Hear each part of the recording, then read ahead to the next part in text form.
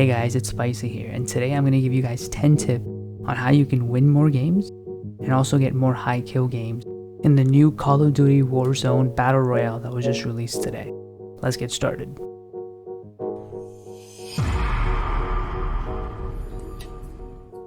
Alright, so tip number 1. In most Battle Royale games, once you dive and you reach a certain distance above the ground, the parachute is pulled out permanently and you can't disable that. So I'm talking about games like PUBG and Fortnite. But in Call of Duty Warzone, that isn't the case, because when your parachute is automatically deployed just a little bit above the ground, you can actually disable it and you can free fall that last 20 to 30 meters and then pull out your parachute like right as you're about to hit the ground, which means now you can get to the ground faster than anyone else in the lobby, meaning you can get the weapons quicker and get those easy kills in the early game when no one else is looted, and also set your team up in a good position to win. Tip number 2. One of the things you're going to realize very quickly in this Battle Royale mode is, just like the normal multiplayer mode of Modern Warfare, the time to kill is relatively low.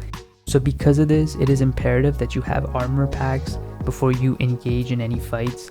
Otherwise you will get melted pretty quickly, especially if your opponent is using a shotgun or a submachine gun. And also, if you don't have armor, you're pretty much exposing yourself to being one-shot by an RPG, which do exist in this game mode as well.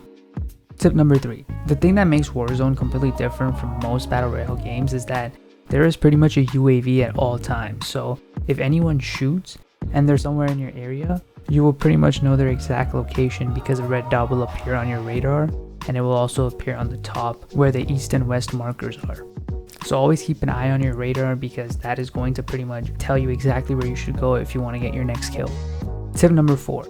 The third party team always has the biggest advantage in this game, even more than Apex or Fortnite, because in Fortnite and Apex there's mobility and there's ways to defend yourself by building.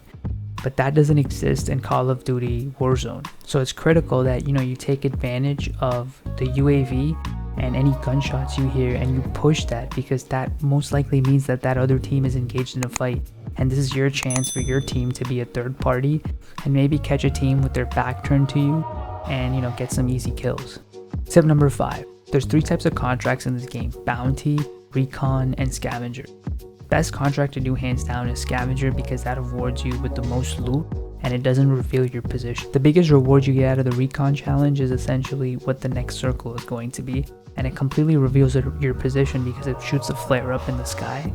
And the bounty hunter challenge is kind of useless if you're not fully geared up, because you're probably going to take on a pretty tough team. So that leaves the scavenger challenge as the best one, because it gives you an ability to completely loot up because it drops legendary weapons, and also it keeps you under the radar because it doesn't reveal your position. Tip number 6. Before you even go into the Battle Royale game, make sure you have a loadout that is perfect for a ground war type of map, where you have a long range weapon and a mid range weapon, along with any tactical and explosives that you might need. Because there's this thing called loadout crates that are dropped throughout the game, and they happen pretty often in my experience, and if you interact with that, you can pick the exact loadout that you use in normal games like in multiplayer. And that is ridiculous, because that pretty much means you can get any gun you want at a certain point in the game and it can set you up for a win. And I found the best type of guns to use in this game mode are guns that are mid to long range, because there's a lot of fights that you're going to find that you have in open locations where you're going to need a scope and you're going to need an accurate weapon. And something like a submachine gun might not help in that situation. So make sure you have, in your loadout something like a Kar 98. Make sure you have a sniper rifle, or a fully kitted assault rifle is also a great thing to have in your loadout. That'll give you an advantage in mid to late games especially. So for tip number 7, as you kill more people, you get more money, and this game has buy stations littered throughout the map where you can buy special kill streaks and you can revive your teammates and you can buy special items. So from my experience, the best 3 items that are worth buying are: number 1, reviving your teammate; number 2, a UAV; and number 3 being the self-revive kit. These things are great because the UAV, for example, if you hear footsteps near you, you can just kind of pop the UAV and it'll reveal the locations of enemies. Also, the self-revive kit is great because there's a lot of mid to long range fights in this game mode that I've experienced. So if you get downed, you're not going to get rushed that quickly because, as I said, there's not a lot of mobility. So you can just crawl behind cover and revive yourself and get back into the fight and pop a couple armor plates and you're good to go. And the last thing being reviving your teammates, which costs $4,500. So for tip number 8, I'm just going to talk about weapon prioritization in this game mode. And in short, it's pretty much always best to pick the weapon that has a scope attached to it because it's critical in this game and it helps you get a lot more kills, especially in open environments, compared to just having something like an iron sight, which is very limiting in this game, especially when you're fighting someone at long distances, and it can really be annoying. Another thing I've also learned is because of bullet travel time in this game mode, single fire weapons just feel better and more accurate to use, and I was able to confirm a lot more kills because I wasn't affected as much by recoil and it was a lot smoother compared to auto weapons.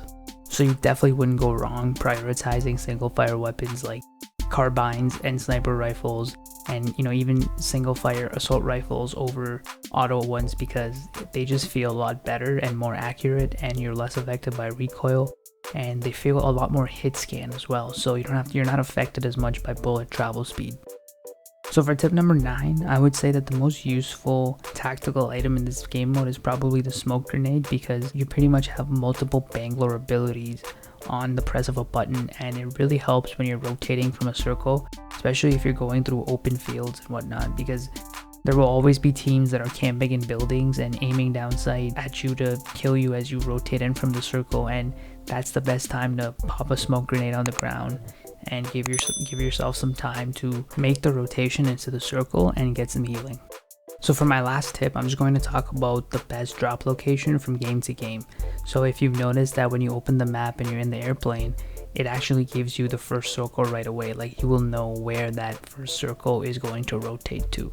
So essentially most people are going to jump in hot spots within that circle because that way they don't have to rotate.